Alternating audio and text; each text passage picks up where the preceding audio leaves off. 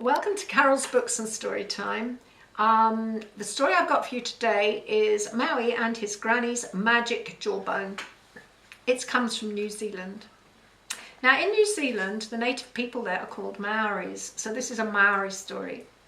Maui was in a very bad mood, so bad that his friends avoided him, and the village dogs slunk past him with their tails between their legs, expecting him to turn on them with a savage kick that would send them yelping into the bushes surrounding the village. Angrily, Maui paced up and down in front of his mother's house, irritably whacking his thigh with his beautiful green stone club, which was ground to a fine translucent edge and superbly polished.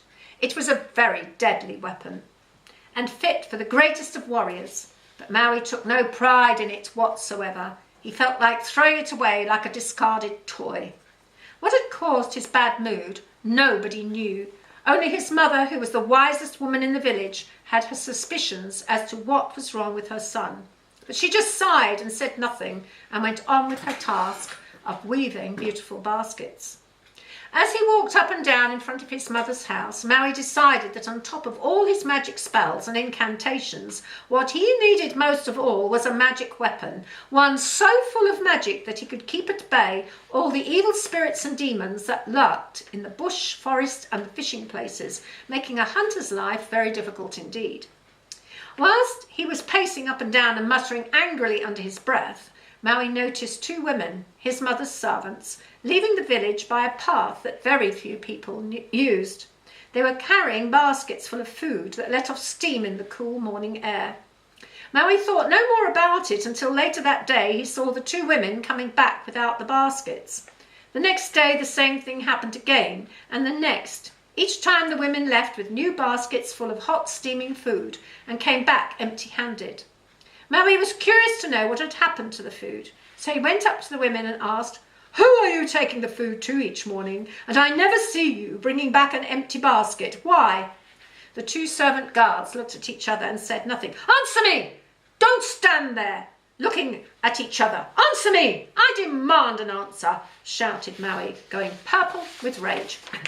"Oh, Lord Maui, we are but your mother's servants, and we do what she tells us to do. If you want to know about the food, you will have to ask your mother," said the eldest servant girl. "We're only acting under orders," said the second girl. Maui dismissed the girls with a contemptuous wave of his club, and they scuttled away to get on with their tasks for the day. Maui went to look for his mother, Taranga, and he found her working with her serving women making baskets. As soon as the girls saw Maui coming towards where they were working, they all got to their feet and hurried away like a flock of turtle doves, leaving Maui with his mother.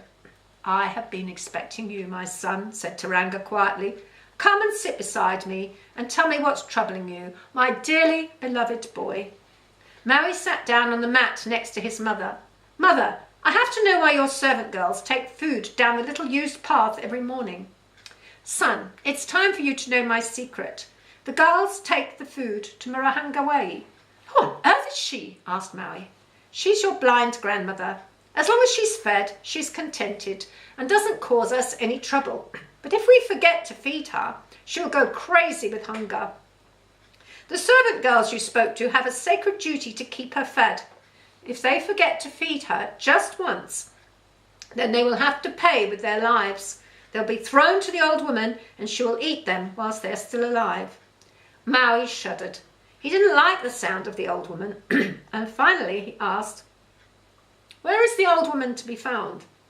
"If you follow that path over there, the one my servants took, you'll find her," replied his mother. "How will I recognize her, mother?" "You will know who she is by her jawbone." His mother paused, weighing her words carefully. "Maui, that is the weapon you're looking for. It has great magical powers. With that in your hand, my dearly beloved son, nothing will stand in your way." His mother's words, "nothing will stand in your way," stuck fast to Maui's brain, and he determined to get the jawbone from his granny at all costs. Next morning, bright and early, he was up and waiting by the path leading to where his grandmother lived. Very soon the two servant girls came along, and Maui took the baskets from them. "Give me the food," he said. I will take it to where it has to go, and in future I will take it. All you have to do is prepare it." The girls scurried away. They were happy not to have to make the scary trip ever again. Maui took the baskets and went down the overgrown path until he came to the old woman's hut. He saw she was sitting by the door on a pile of human bones. Her blind eyes were closed and her huge jaw lifted as she sniffed the air. Her huge head turned in Maui's direction, but he had taken great care to be downwind of her so she could not detect him. Quietly and carefully, Maui put the food some distance away from her and they went back to the village. The next day when he took the food, and again he put the food beyond her reach. He did the same the next day. By the time the third day came, the old woman knew that someone was playing tricks on her, so she lay in wait for the trickster. She determined to sniff him or her out and eat whoever it was. Eagerly she sniffed the air like a dog, and she began excuse me, to make her stomach grow bigger and bigger and bigger, ready to swallow up whoever it was that was playing tricks on her with her food. First she sniffed to the north. There was nothing there. Then she sniffed to the south. There was nothing there. With quivering nostrils she turned to the east, hoping that her wonderful sense of smell would tell her where the trickster was, but there was nothing there. Quickly she turned to the west and sniffed hard. She could smell him. She sniffed hard again, just to make sure. Then she called out in a loud voice, "You! You over there! Have you come from the direction of the wind that blows on my skin?" Maui coughed. The old lady knew then whoever it was who was playing tricks with her food was a relative of hers, and being a relative she could not eat him. So she allowed her stomach to go back to being small again.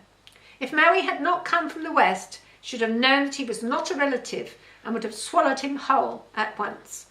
"Are you my grandson, Maui?" asked the old lady. "Yes, I am," Maui admitted. "Then why do you play such childish tricks on me, Maui? That was not kind of you to tease an old lady." "I've come for your jawbone," he said in reply. "I must have it." "Must have it? That is no way to speak to your grandmother or ask her for a favour," said the old woman tartly.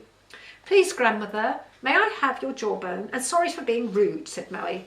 "You're welcome to it," replied his grandmother. "I've been keeping it safe for you, Maui, but before you pull it out of my mouth, let me warn you about something. Do not under any circumstance wash it clean in the river. If you do, the fish will gather round for the morsels of flesh you scrape off. You need to wash it on dry land far away from any stream." Maui promised that he would follow her instructions. Then he went up to her and took hold of her lower jaw and wrenched it free from her mouth. Then he filled his calabash with water and took both it and the jawbone to a safe place up the hill, far from any flowing water. And there he washed the jawbone and scraped off the bits of Granny's flesh that clung to it. Very soon it was glowing white in the morning sun. Maui was very happy with his new weapon. He gripped it firmly and swung it about his head several times, and as he twirled it around his head it seemed to sing as it cut through the air, and the song it sang would soon strike fear into the hearts of Maui's enemies. But as he stood there playing with the weapon, the water he had used to clean it started to trickle in a steady stream downhill, carrying Granny's blood from the jawbone to the river, where the river fish gathered and fed on it. And they fed on Granny's blood.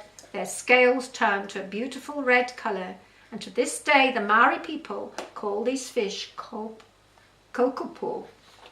And that's a story from New Zealand. I hope you enjoyed it.